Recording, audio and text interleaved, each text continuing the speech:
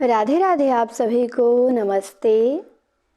मैं नम्रता आप सभी का हार्दिक स्वागत करती हूँ अपने चैनल पे। एमपी वर्ग 2 के सिलेबस में लगी है एक कहानी पत्नी, जो कि जैनेंद्र की कहानी है। ये कहानी प्रकाशित होती है 2000 ईस्वी में और इसमें एक नायिका है सुनंदा। तो उसी की स्टोरी हम पढ़ेंगे इस कहानी में।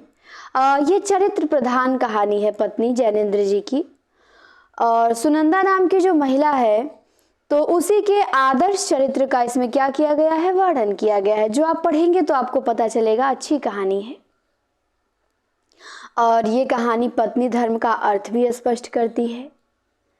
जैसे वापसी कहानी में जो गजाधर बाबू की पत्नी थी, उसको ये कहानी पढ़ना चाहिए क्योंकि वो अपना धर्म तो भूल गई है। आपने पढ़ा था वापसी कहानी, नहीं पढ़ा होगा तो प्लेलिस्ट बनाए हैं एमपी वर्ग 2 का, और इस क्लास के कमेंट में हम उसे पिन भी किए हैं। आप जाके सारी रचनाएं पढ़ सकते हैं जो अब तक हमने पढ़ा दिया है। तो यही है, इस कहानी में पत्नी के अपने पति के लिए आदर्श जीवन साथी और आदर्श सहचरी के सारे कर्तव्य निभाने का इसमें वर्णन किया गया है। तो चलिए अब देखते हैं, देखने पे पता चलेगा कि क्या आदर्श है इसमें। तो क्लास आप शेयर कर दें और पहली बार जुड़े हों सब्सक्राइब करें और पूरी कहानी को आप ध्यान से सुनें।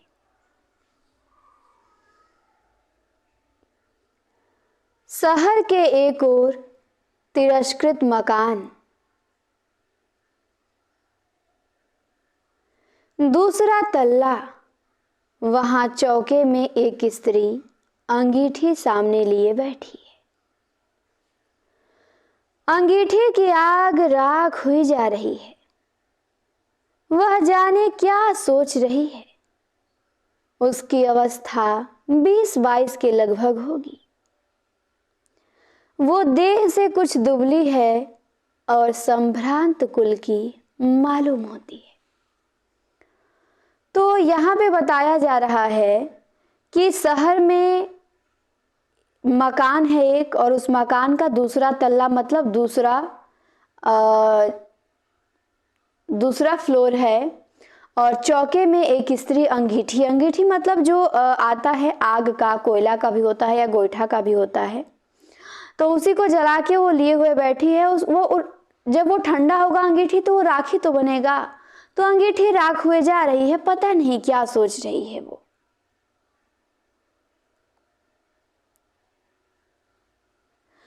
और उसकी अवस्था 20 या 22 की है और देह से कुछ दुबली है, मतलब अभी एकदम नई नई उम्र है उसका, और देह से कुछ दुबली है और संभ्रांत कुल की मालूम होती है। संभ्रांत मतलब संपन्न कुल की या जिस प्रतिष्ठित कुल की मालूम होती है वो लड़की। एकाएक अंगीठी में राख होती हुई आग की ओर स्त्री का ध्यान गया। तो फिर अचानक उसका ध्यान जाता है कि अंगीठी की तो आग राख हो रही है।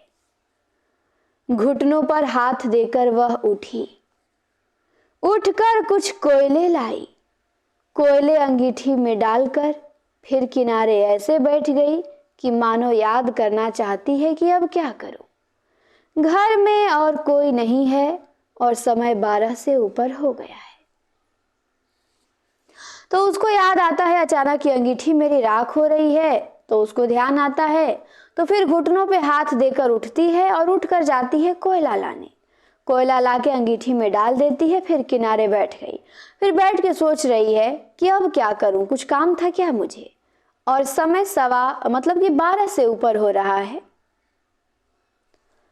इस घर में 2 प्राणी रहते हैं। सबसे इंपॉर्टेंट चीज है, ध्यान देना है, पति और पत्नी, यही 2 लोग इस घर में रहते हैं और कोई इसमें नहीं है घर में। पति सवेरे से गए हैं कि लौटे नहीं और पत्नी चौके में बैठी है। अब पति अपने काम पे सुबह से गए हैं, अभी तक आए नहीं, और पत्नी चौके में अपना बैठी है। वह सुनंदा सोचती है, नहीं सोचती कहाँ है। तो यहाँ पे पत्नी का नाम देखिए मिल गया, पत्नी का नाम सुनंदा है।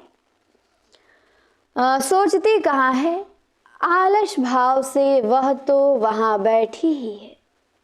सोचने को तो है तो यही कि कोयले न बुझ जाए। अब सोचने के लिए उसके पास बस यही काम है कि कहीं कोयला फिर से बुझ न जाए। वह न जाने कब आ जाएंगे, 1 बज भी गया है, और कुछ हो, आदमी को अपनी देह की फिक्र तो करनी ही चाहिए। और सुनंदा बैठी है, वह कुछ कर रही है, जब वह आएंगे तब रोटी बना देगी। मतलब उनके इंतजार में बैठी है, अपना अंगीठी जलाई है और देख रही है उनका रास्ता कि कब आएंगे। सोच रही है कि जब आएंगे तभी रोटी गर्मा गर्म उनको बना के देंगे। अमूमन सबके घर में ऐसा ही लगभग होता है, इंतजार रहता है पति का, जब आएंगे गर्म रोटी सेकाएंगे और उनको दिया जाएगा। तो वैसे भी हमारी सुनंदा भी कर रही है। वह जाने कहां कहां देर लगा देते हैं और कब तक बैठूं, सुनंदा कह रही है। मुझसे नहीं बैठा जाता, कोयले भी लहक आए हैं। और उसने झल्ला कर तवा अंगीठी पे रख दिया। नहीं, अब वह रोटी बना ही देगी, अब नहीं इंतजार करेगी उनका। करे ना जाने कहाँ रह जाते हैं, इतनी देर कर दी, अब तो बैठा नहीं जा रहा मुझसे, अब मैं रोटी बना के रख ही देती हूँ।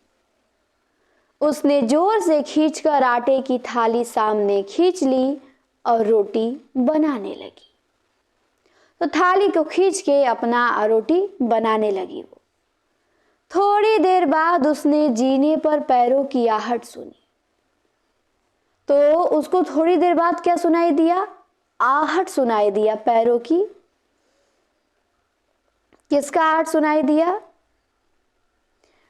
अब उसका पति आ रहे होंगे या कोई आ रहा होगा, पर उसे आहट तो सुनाई दिया।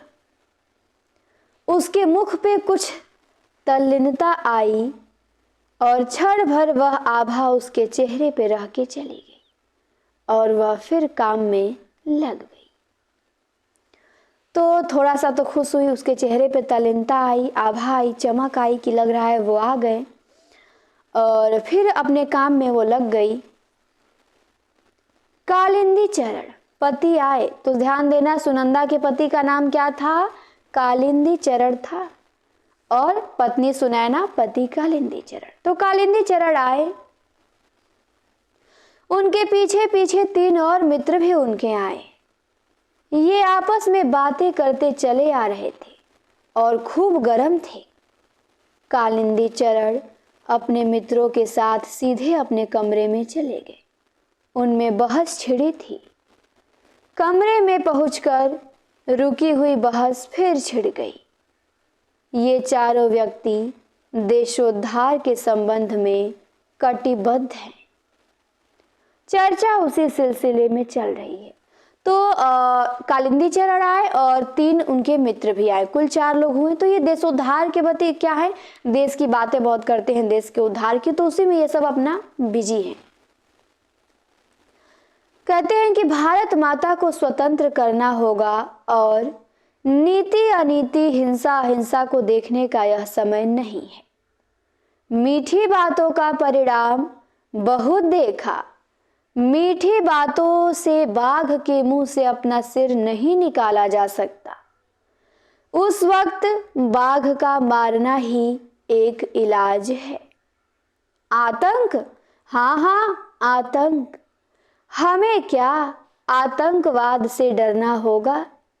लोग हैं जो कहते हैं कि आतंकवादी मूर्ख हैं, वे बच्चे हैं।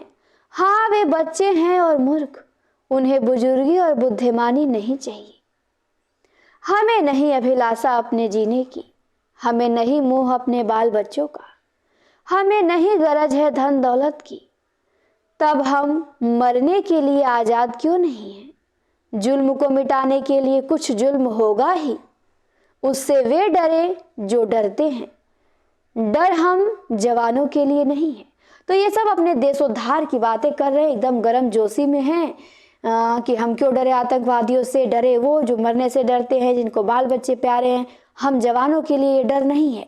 ये सब चारों मित्र आपस में बातें कर रहे हैं देशभक्ति की। फिर वे चारों आदमी निश्चय करने लगे कि उन्हें खुद क्या करना चाहिए। इतने में कालिंदी चरण को ध्यान आया कि न उसने खाना खाया है और ना मित्रों को खाने के लिए पूछा है।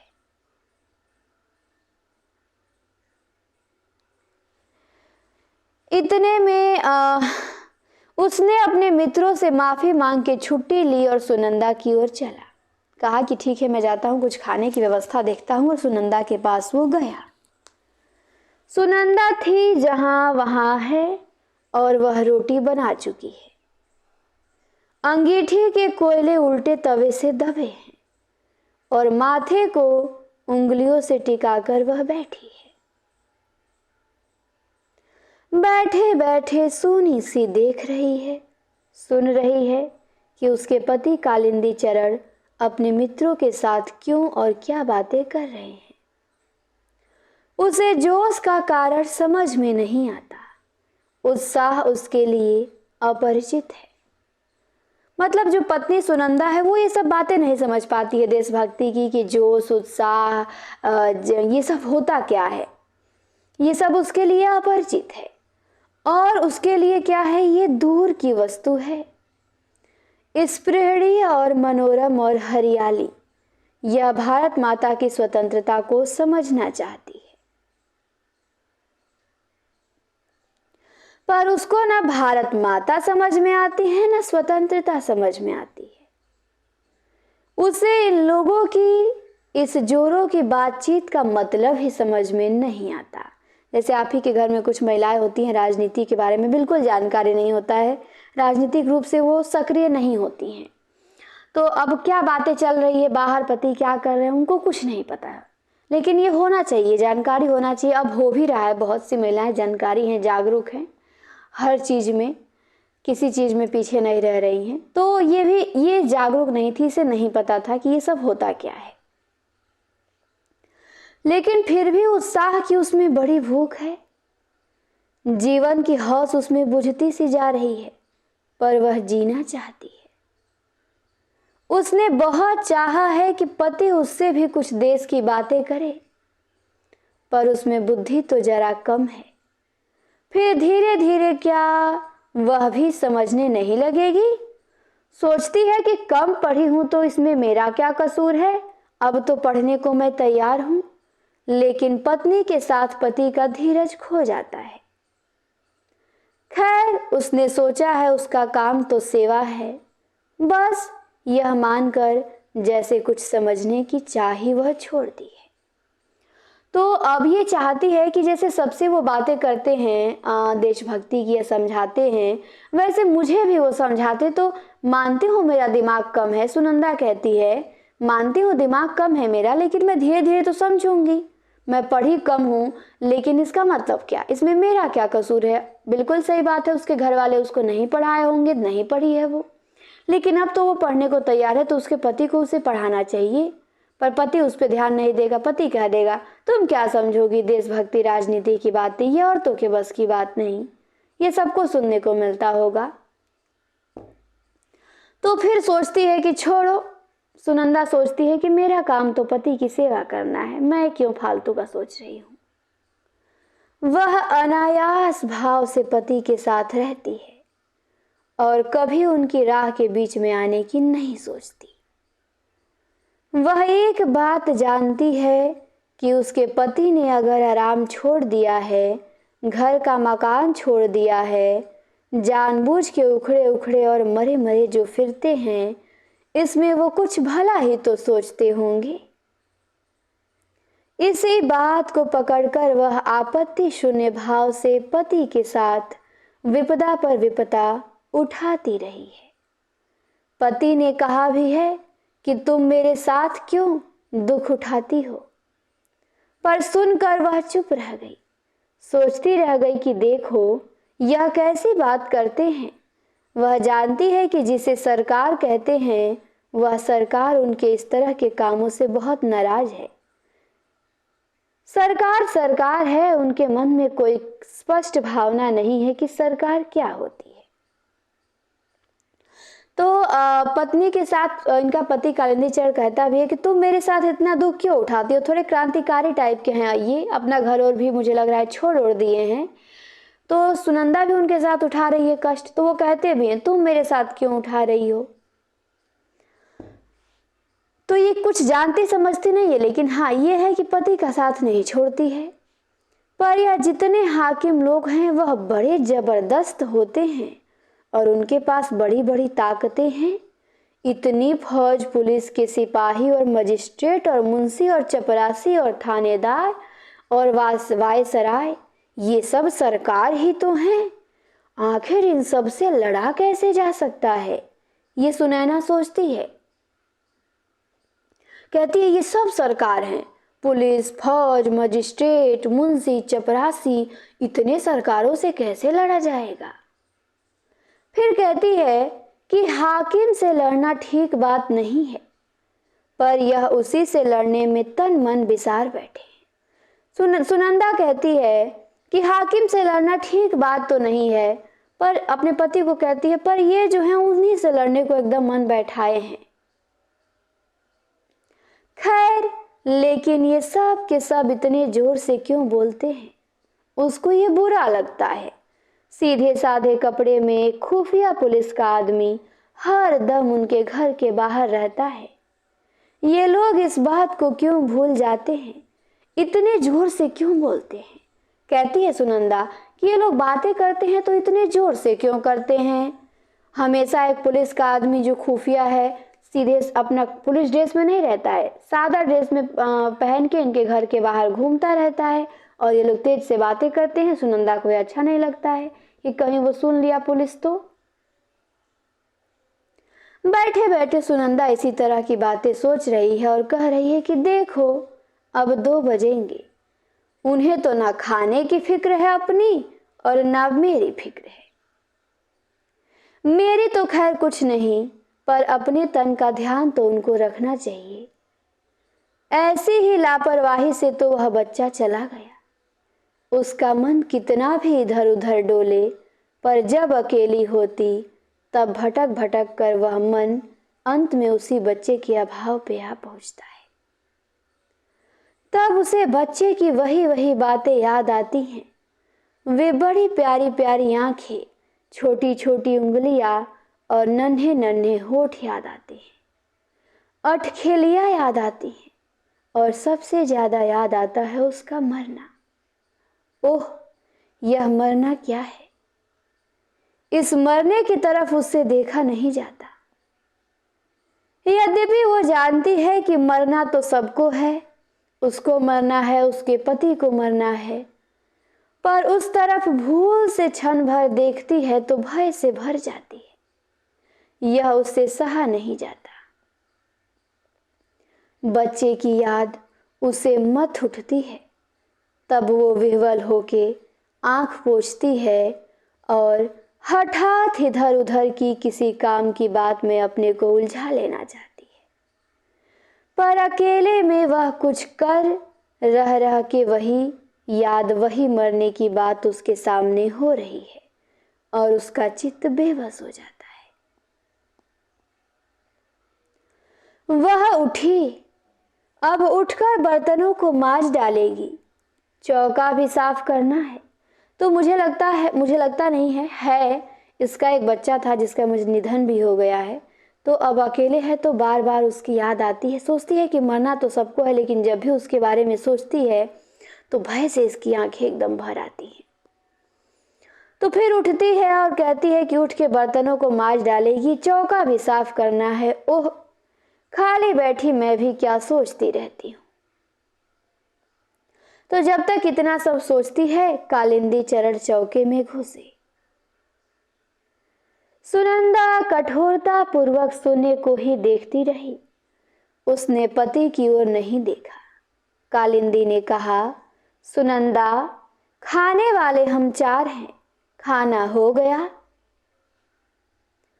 सुनंदा चून की थाली और चकला, बेलन और बटलोई वगैरह थाली बर्तन उठाकर चल दी, कुछ भी बोली नहीं। कालिंदी ने कहा, सुनती हो, 3 आदमी मेरे साथ और हैं, खाना बन सके तो कहो, नहीं तो इतने में ही काम चला लेंगे हम। तो सुनंदा कुछ बोली नहीं। उसके मन में बेहद गुस्सा उठने लगा कि यह उससे क्षमा प्रार्थी से क्यों बात कर रहे हैं। हंसकर क्यों नहीं कह देते कि कुछ और खाना बना दो, ऐसे कह रहे जैसे मैं गैर हूं। इनकी। तो सुनंदा चाहती है कि इससे कोई भी काम कहे तो बड़े प्यार से हंस के कहे कि अच्छा सुनंदा, 4 लोग हैं, खाना बना दो। पर ये तो क्षमा प्रार्थी भाव से कह रहे हैं कि सुनंदा, अगर तुमको कोई दिक्कत ना हो तो खाना और बना सकती हो तो बना दो, नहीं तो हम लोग इतने में काम चला लेंगे। ऐसा लगता है जैसे मैं गैर हूं। तो कहते हैं कि अच्छी बात है। सुनंदा कहती है तो मैं भी गुलाम नहीं हूं कि इनके ही काम में लगी रहूं, मैं भी कुछ नहीं जानती खाना वाना। और वो चुपचाप पड़ी रही। कालिंदी चरण ने जरा जोर से कहा, सुनंदा। सुनंदा के जी में ऐसा हुआ कि हाथ की बटलोई को खूब जोर से फेंक दे। सुनंदा ये सोची कि हाथ में बटलोई लिए थी और उसको खूब जोर से फेंक दे वहीं पे। किसी का गुस्सा सहने के लिए सुनंदा नहीं बनी है। उसे तनिक भी सुध न रही कि अभी बैठे बैठे ही इन्हीं अपने पति के बारे में कैसी प्रीति और भलाई की बातें सोच रही थी। और इस वक्त भीतर ही भीतर गुस्से से घुटकर वो रह गई। तो उस कालिंदी चढ़ कहते हैं, क्यों बोल भी नहीं सकती हो तुम? सुनंदा नहीं ही बोली। तो कालिंदी बोले, ठीक है, अच्छी बात है, खाना कोई भी नहीं खाएगा तब। और यह कह के कालिंदी तैस में पैर पटक के लौट कर चले गए। कालिंदी चरण अपने दल में उग्र नहीं समझे जाते, किसी कदर उदार समझे जाते हैं। और बाकी के जो सदस्य हैं वो अधिकतर अविवाहित है उनके दल में। कालिंदी चरण विवाहित ही नहीं है, वह तो अपना एक बच्चा भी खो चुके हैं। और उनकी बात का दल में बड़ा आदर है कालिंदी चरण की बात का। कुछ लोग उनके धीमेपन पे रुष्ट भी होते हैं कि इतने ये गंभीर क्यों हैं। वह दल में विवेक के प्रतिनिधि हैं और उत्ताप पर अंकुश का काम करते हैं।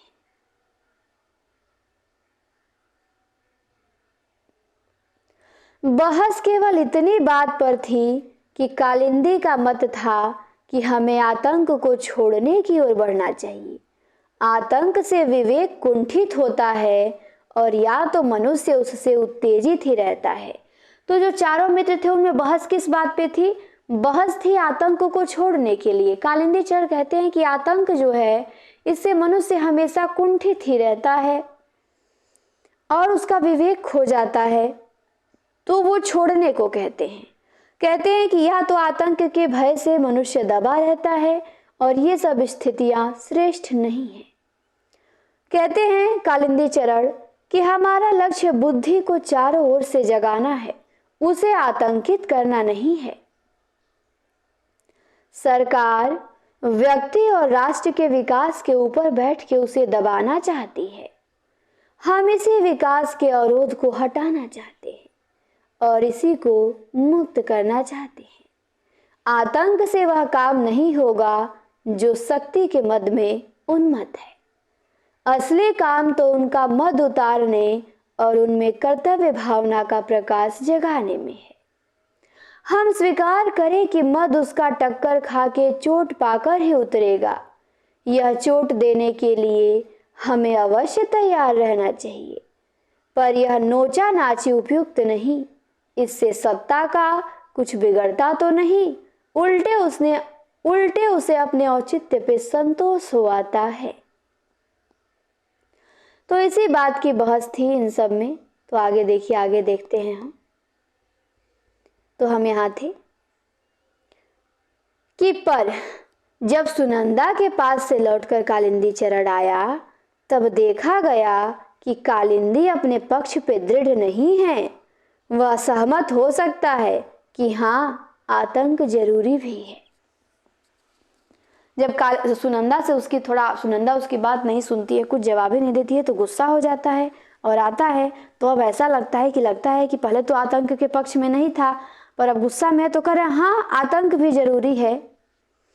कहता है कि हाँ, यह ठीक है कि हम लोग कुछ काम शुरू कर दें। और इसके साथ ही कहा कि आप लोगों को भूख नहीं लगी है क्या? कहता है कि उनकी तबीयत खराब है। अपने दोस्तों से कहता है कि मेरी पत्नी की तबीयत खराब है, इससे यहाँ तो खाना बना नहीं है, बताओ क्या किया जाए, कहीं होटल चलें। तो एक मित्र ने कहा कि कुछ बाजार से यहीं मंगा लेना चाहिए। दूसरे ने कहा कि होटल ही चलना चाहिए। इसी तरह की बातों में लगे थे कि सुनंदा ने एक बड़ी थाली में खाना परोसकर उनके बीच ला रखा और रखकर वह चुपचाप चली गई। फिर आकर पास ही 4 गिलास पानी के रख दिए और फिर चुपचाप चली गई। कालिंदी को तो जैसे किसी ने काट लिया। तीनों मित्र चुप हो रहे। उन्हें अनुभव हो रहा था कि पति पत्नी के बीच स्थिति में कहीं कुछ तनाव पड़ा है। एक ने अंत में कहा,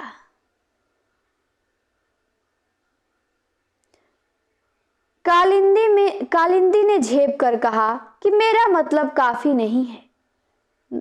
दूसरे ने कहा, बहुत काफी है, सब चला जाएगा। तो देखो कुछ और हो तो, ये कह के कालिंदी उठ गया। आकर फिर सुनंदा से बोलता है कि यह तुमसे किसने कहा था कि खाना वहां ले आओ, मैंने कहा था क्या? सुनंदा कुछ न बोली।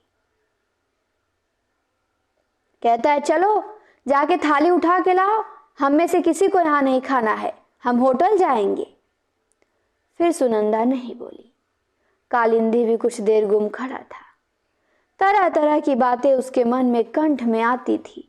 उसे अपमान मालूम हो रहा था और अपमान उसे असहाय था। उसने कहा, सुनती नहीं हो कि कोई क्या कह रहा है?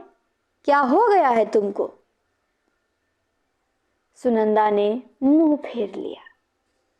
तो फिर कहा कालिंदी चरण ने कि क्या मैं केवल बकते रहने के लिए हूं, तुम कुछ बोलोगी नहीं? सुनंदा भीतर ही भीतर घुट गई।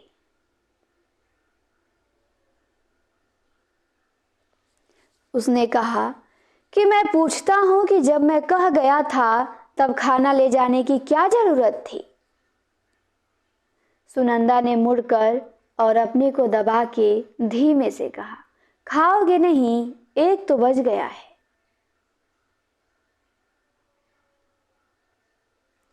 कालिंदी निरस्त्र होने लगा। यह उसे बुरा मालूम हुआ। उसने मानो धमकी के साथ पूछा कि खाना और है? सुनंदा ने धीमे से कहा, आचार लेते जाओ। फिर कहा कालिंदी, खाना और नहीं है? अच्छा लाओ अचार।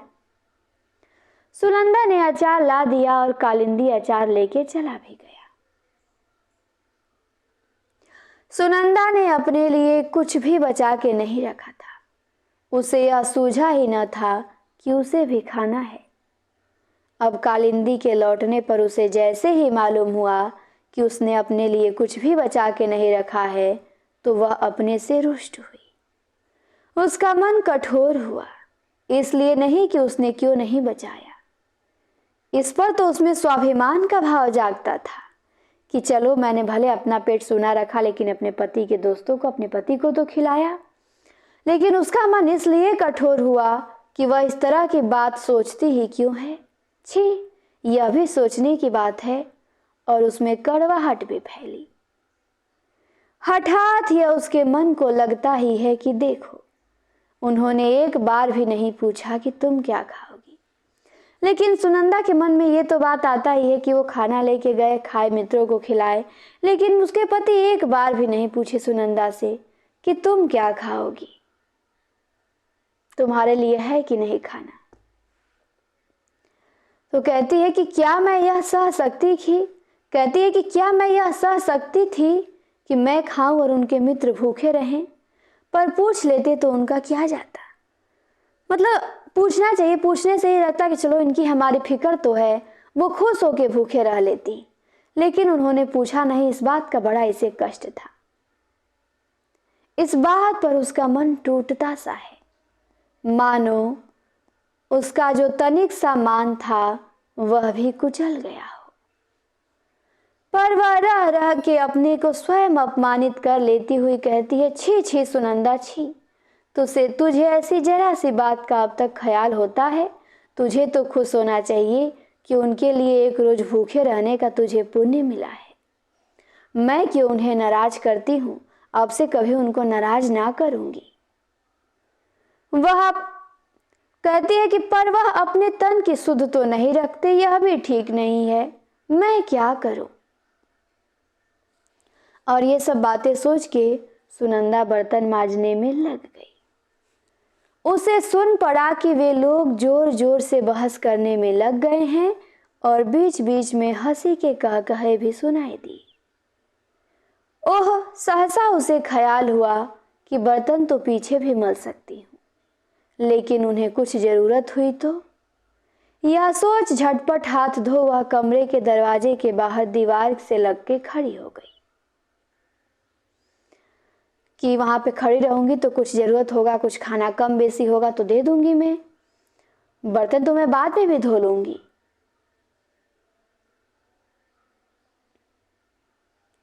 एक मित्र ने कहा कि अचार और है, अचार और मंगाओ ना यार। तो कालिंदी चरण ने अभ्यासवश जोर से पुकारा, अचार लाना भाई अचार। मानो सुनंदा कहीं बहुत दूर हो, पर वह तो बाहर ही खड़ी थी। उसने चुपचाप अचार लाके रख दिया। जाने लगी तो कालिंदी चरण ने तनिक स्निग्ध भाव से कहा कि थोड़ा पानी भी ले आना, और सुनंदा ने पानी ला दिया। देकर लौटी और फिर बाहर द्वार से लग के ओट में खड़ी हो गई, जिससे कालिंदी कुछ भी मांगे तो वह जल्दी से ला दे। इसीलिए वो दरवाजे के पास खड़ी थी कि खाने में कुछ भी कमी होगा तो वो तुरंत लाके उनको दे देगी। तो ये इसका श्रद्धा भाव था। एक आदर्श पत्नी का चित्रण किया गया है कि जो अपने पति को इतना मानती है, उनकी सेवा करना और उनके बातों को मानना यही अपना कर्तव्य समझती है, कि यही उसका आदर्श है। बहुत कम उम्र की है, इसमें इसने बच्चा भी अपना खो दिया है। घर में केवल पति पत्नी यही दो पात्र हैं। इसके पति थोड़े किसी दल से जुड़े हैं जो आज़ादी की बातें करते हैं सब देश में। तो यही सब घटनाएं हैं। पर पति भी थोड़ा सा ध्यान रखते पत्नी का तो ज़्यादा अच्छा लगता है कहानी।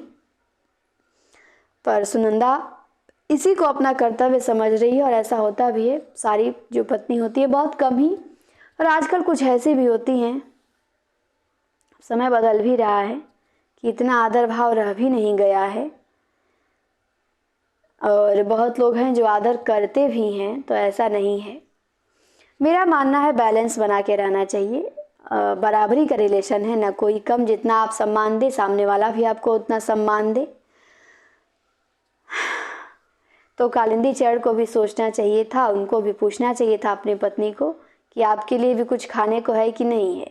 जैसा प्रेम हमने देखा था उसमें दोपहर का भोजन में, कि पूरे परिवार में सब एक दूसरे को खाने के लिए अपना थोड़ा भोजन कम खाते हैं, कि उनको खाने को बचना रहना चाहिए। और एक पत्नी हमने देखा था वापसी कहानी में, गजाधर बाबू की पत्नी थी, कि जो केवल उनके सुख की अभिलाषी थी, उनके पैसे का, बाकी उनको उसने कोई मतलब नहीं था। और एक पत्नी ये है, तो बहुत कम उम्र की है, लेकिन पत्नी का आदर्श चरित्र कैसा होता है उसको दिखाया गया है। सीता की तरह पत्नी है बिल्कुल। तो उम्मीद करते हैं कि पत्नी कहानी आप सभी को समझ में आया होगा। कहानी कैसी लगी कमेंट करके आप हमें बताएंगे। कहानी से आपने क्या सीखा ये भी बताएंगे। कोई भी डाउट होगा आप हमसे पूछ सकते हैं। और क्लास को आप अधिक से अधिक सभी के यहाँ शेयर करें। और जितनी भी रचनाएं लगी है हम सबको पढ़ेंगे, और 10-12 हम पढ़ चुके हैं तो आप उनको भी देखिए। क्लास देखने के लिए आपको बहुत बहुत धन्यवाद। मिलते हैं हम अगली क्लास में।